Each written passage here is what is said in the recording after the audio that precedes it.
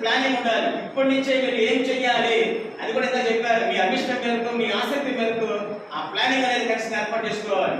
Planning ఉన్నంత మాత్రాన మీరు జీవితం సక్సెస్ కాలేదు. దానికి ఖచ్చితంగా ఏముండాలి? ప్రిపరేషన్ ఉండాలి. అంటే ప్రయత్నం చేయాలి. ప్రయత్నం చేయకుండా ఏది కూడా మా సక్సెస్ కాలేదు. నెక్స్ట్ ఈ రెండింటికి ఖచ్చితంగా ఇంకోటి యాడ్ చేయాలి, హార్డ్ వర్కింగ్. చిన్నప్పుడు మా గురువు గారు ఎప్పుడు కూడా చెప్తూ ఉంటారు ఇంగ్లీష్ మాట, ఇప్పుడు కూడా నేను మర్చిపోలేదు. Hard working beats intelligence. ఒక తెలివైన వాడు కంటే జీవితంలో సక్సెస్ అయ్యేది కష్టపడేవాడే. గుర్తుంచుకోండి. నాతో పాటు నా ఫ్రెండ్స్ అందరూ కూడా ఉన్నారు తెలివైన వాళ్ళే, కానీ వాళ్ళలో ఎవరైతే హార్డ్ వర్కింగ్ చేస్తున్నారో వాళ్ళు మాత్రమే లైఫ్లో సక్సెస్ అయ్యారు.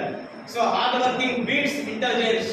తెలివైన వాళ్ళగా ఉండటం కాదు, సబ్జెక్ట్ ఉండటంతో పాటు ఖచ్చితంగా మీలో ఆ క్వాలిటీ ఉండాలి. కష్టపడే తత్వం ఎప్పుడైతే ఉంటుందో అప్పుడే మీరు సక్సెస్ అవుతారు. నెక్స్ట్ 4వ పాయింట్, ఇవన్నీ అడుగుతారు మళ్ళీ అడుగుతారు.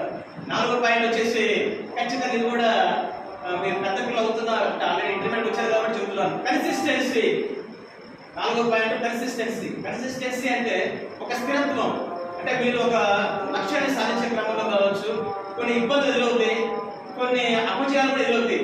ఆ అపజయాలకి, ఆ ఇబ్బందులకి మీరు ఫేస్ చేసి మీరు భయపడో లేకపోతే ఇంకంతో మీరు ఆగిపోయారంటే మాత్రం లైఫ్లో సక్సెస్ కాలేదు.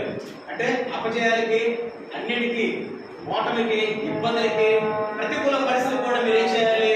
ఆగిపోకుండా కన్సిస్టెన్సీ అంటే స్థిరత్వంతో ఒకే విధంగా మీరు ముందుకు పోతూ ఉంటేనే లైఫ్లో సక్సెస్ అవుతారు.